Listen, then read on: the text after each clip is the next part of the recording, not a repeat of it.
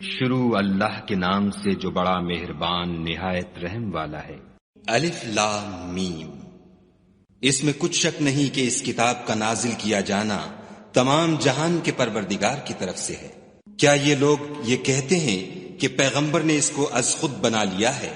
نہیں، بلکہ وہ تمہارے پروردگار کی طرف سے برحق ہے، تاکہ تم ان لوگوں کو ہدایت کرو جن کے پاس تم سے پہلے کوئی ہدایت کرنے والا نہیں آیا، تاکہ یہ رستے پر چلے۔ خدا ہی تو ہے جس نے آسمانوں اور زمین کو اور جو چیزیں ان دونوں میں ہیں سب کو 6 دن میں پیدا کیا، پھر عرش پر قائم ہوا۔ اس کے سوا تمہارا نہ کوئی دوست ہے اور نہ سفارش کرنے والا۔ کیا تم نصیحت نہیں پکڑتے؟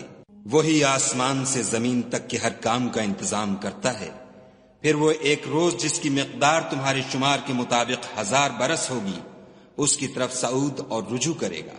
یہی تو پوشیدہ اور ظاہر کا جاننے والا اور غالب اور رحم والا خدا ہے، جس نے ہر چیز کو بہت اچھی طرح بنایا، یعنی اس کو پیدا کیا، اور انسان کی پیدائش کو مٹی سے شروع کیا، پھر اس کی نسل خلاصے سے یعنی حقیر پانی سے پیدا کی، پھر اس کو درست کیا، پھر اس میں اپنی طرف سے روح پھونکی، اور تمہارے کان اور آنکھیں اور دل بنائے، مگر تم بہت کم شکر کرتے ہو۔ اور کہنے لگے کہ جب ہم زمین میں ملیا میٹ ہو جائیں گے تو کیا از سر نو پیدا ہوں گے؟ حقیقت یہ ہے کہ یہ لوگ اپنے پروردگار کے سامنے جانے ہی کے قائل نہیں۔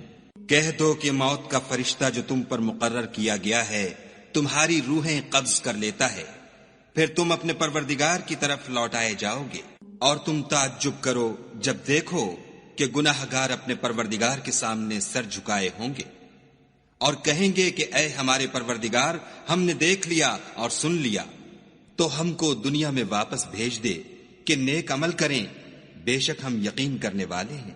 اور اگر ہم چاہتے تو ہر شخص کو ہدایت دے دیتے، لیکن میری طرف سے یہ بات قرار پا چکی ہے کہ میں دوزخ کو جنوں اور انسانوں سب سے بھر دوں گا۔ سو اب آگ کے مزے چکھو، اس لیے کہ تم نے اس دن کے آنے کو بھلا رکھا تھا۔ آج ہم بھی تمہیں بھلا دیں گے، اور جو کام تم کرتے تھے ان کی سزا میں ہمیشہ کے عذاب کے مزے چکھتے رہو۔ ہماری آیتوں پر تو وہی لوگ ایمان لاتے ہیں کہ جب ان کو ان سے نصیحت کی جاتی ہے تو سجدے میں گر پڑتے اور اپنے پروردگار کی تعریف کے ساتھ تسبیح کرتے ہیں اور غرور نہیں کرتے۔ ان کے پہلو بچھونوں سے الگ رہتے ہیں، اور وہ اپنے پروردگار کو خوف اور امید سے پکارتے، اور جو مال ہم نے ان کو دیا ہے اس میں سے خرچ کرتے ہیں۔ کوئی متنفس نہیں جانتا کہ ان کے لیے کیسی آنکھوں کی ٹھنڈک چھپا کر رکھی گئی ہے۔ یہ ان اعمال کا صلہ ہے جو وہ کرتے تھے۔ بھلا جو مومن ہو وہ اس شخص کی طرح ہو سکتا ہے جو نافرمان ہو؟ دونوں برابر نہیں ہو سکتے۔ جو لوگ ایمان لائے اور نیک عمل کرتے رہے ان کے رہنے کے لیے باغ ہیں، یہ مہمانی ان کاموں کی جزا ہے جو وہ کرتے تھے۔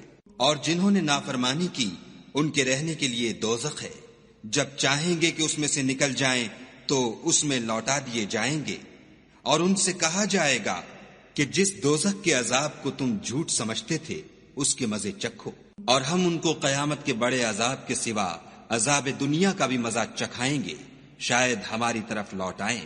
اور اس شخص سے بڑھ کر ظالم کون جس کو اس کے پروردگار کی آیتوں سے نصیحت کی جائے تو وہ ان سے منہ پھیر لے۔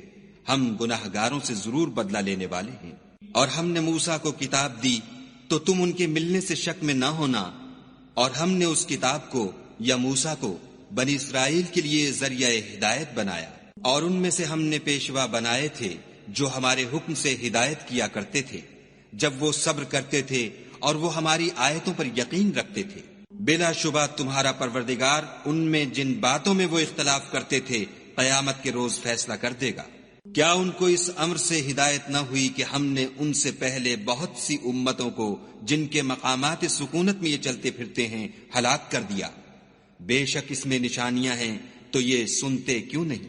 کیا انہوں نے نہیں دیکھا کہ ہم بنجر زمین کی طرف پانی رواں کرتے ہیں، پھر اس سے کھیتی پیدا کرتے ہیں جس میں سے ان کے چوپائے بھی کھاتے ہیں اور وہ بھی کھاتے ہیں، تو یہ دیکھتے کیوں نہیں؟ اور کہتے ہیں اگر تم سچے ہو تو یہ فیصلہ کب ہوگا؟ کہہ دو کہ فیصلے کے دن کافروں کو ان کا ایمان لانا کچھ بھی فائدہ نہ دے گا، اور نہ ان کو مہلت دی جائے گی۔ تو ان سے منہ پھیر لو اور انتظار کرو، یہ بھی انتظار کر رہے ہیں۔